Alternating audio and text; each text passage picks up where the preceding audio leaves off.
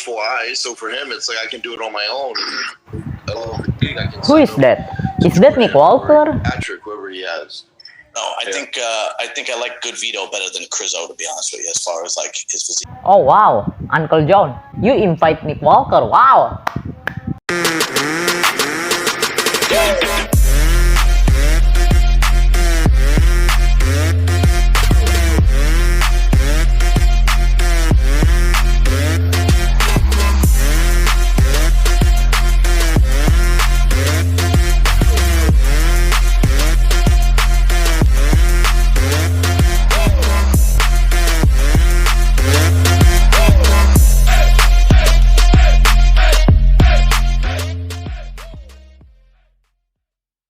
What's up everybody, welcome back again, Joan Sagala in the Bodybuilding Podcast here in my YouTube channel, Joan Sagala. So today, we're gonna talking about bodybuilding with Nick Walker, with Carlos Thomas, with Ned Spear, and Jason ARNTZ.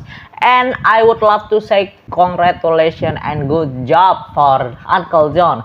Uncle John is one of my hero in bodybuilding also, because I love to discuss and talk with him about the bodybuilding today, especially on Instagram. Okay, I've never met Uncle John before, but I know who he is in person, and we already have a talk and conversation in DM on Instagram, but we never met. I'm really happy because Uncle John is really, always bringing the special guest star in the bodybuilding world. And right now he has Nick Walker, which is one of the competitors, the youngest top bodybuilders right now in this era. So we're gonna talking about maybe bodybuilding today, Michael Crizzo, Good Vito, Tsunami Pro, and everything was happened in recent. Okay, so let's go guys, we're talking together and check this out. I don't know. I think if he does win the Prague and he gets on the Olympia stage, I think he's gonna. I don't see top 10. I don't see top 10. Wow.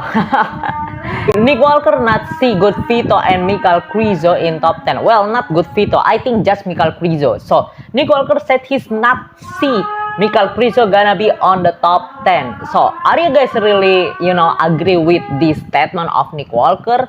Well, if you guys asking me, I'm really agree with his statement. I don't think Michael Crizzo is gonna be, could standing up in the top 5 or top 6. Yeah, maybe he can be standing up with Andrew Jack, with Martin Fitzwater. I don't think he's gonna be standing up with Ian Valier, man. Okay, I think Ian Valier is gonna go ahead him.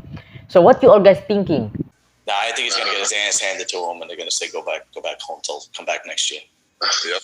That's my opinion. But all right, then we had the Tsunami Pro. I don't know why the fuck did they call it the Tsunami Pro? Isn't that like Horrible name. yeah, really? That's my first impression in my head also. Why they call and why they give the name of the Tsunami Pro. Maybe next time there's gonna be Float Pro show. Maybe next time there's gonna be Erosion show. In Italy, James Hollingshead wins. He definitely deserved the win. There's no question. What's up with his midsection though? Why can't he get his midsection? That's just genetic? It might just be a genetic thing. Honestly. Yeah, I'd lean. He doesn't have the best midsection. Yeah, that'll take away But from not him. much you can do with that. Yeah, right. Because Yeah, I agree. I think when it comes to the midsection, I think all of that it's genetic. Okay, you cannot, change the look and change the way he visual about your abs, about your midsection. No, I think you cannot do that. Okay, even you're doing all of the variation of the crunches of the abs workout, I think it's just the genetic things. Okay, and it's combined with your nutrition, it's combined with your exercising and recovery, of course, just back to the basic. But I don't know, maybe James Hollingshead genetic is really hard to getting the deep separation on his abs. Watchful eye. So for him, it's like I can do it on my own. A little fatigue, I can send him to Jordan or Patrick, whoever he has. I won't lie. I think like after Olympia with Patrick, I think he was probably a little disheartened. So probably wanted to try stuff on his own because he was not really getting the outcome that he wanted. Yeah, I mean, like a high level coach. So Yeah, maybe he's just like, well, I'm just gonna try my own thing. That's the thing. Look, if you're able to do it on your own, why not? And we know how to get in shape. It's not hard. just like those final few weeks where you just need to have that eye. Mm-hmm. Yeah, maybe. I guess so. I've never been at your guys' level, not even close. So I don't know. But ARNTZ, did you ever? I always did it on my own. Always did it on your own. Right? Always. And at the end, just like Nick and Nate said, I had a couple of people I trusted, but I worked with somebody early on in my amateur.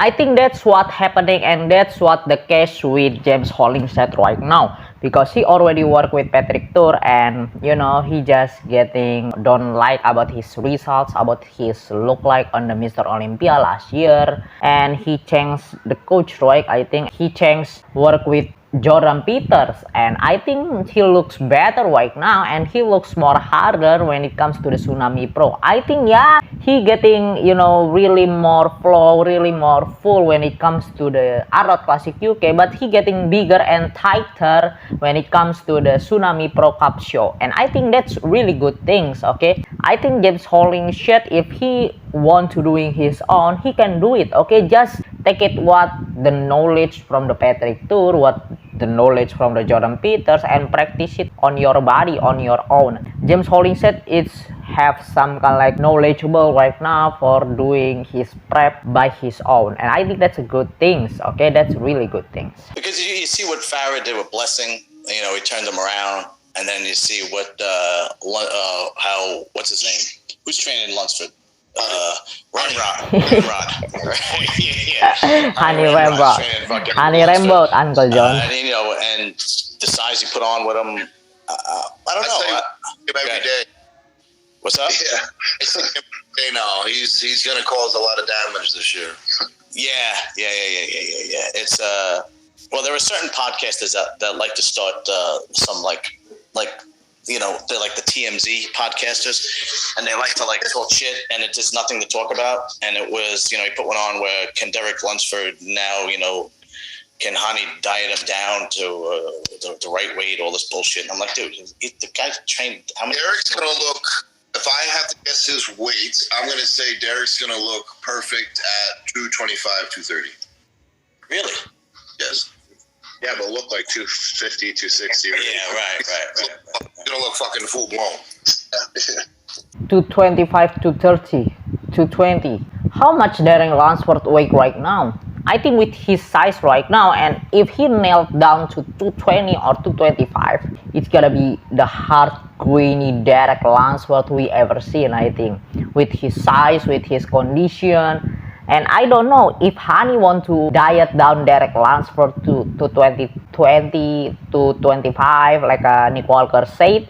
But as long as Derek Lunsford can look fuller and can look the best with his conditioning and not really losing more and many size, I think Hani Ramrod gonna bringing Derek Lunsford diet down. Okay, it's gonna be interesting, man. And like Nick Walker said, he meet Derek Lunsford every single day, and he sure and he said Derek Lunsford gonna doing some damage for all of the competitors. I'm really excited, and stay tuned. Okay, we're gonna see more updates from Derek Lunsford, and just stay tuned on my YouTube channel, and we're gonna see all of the update and news.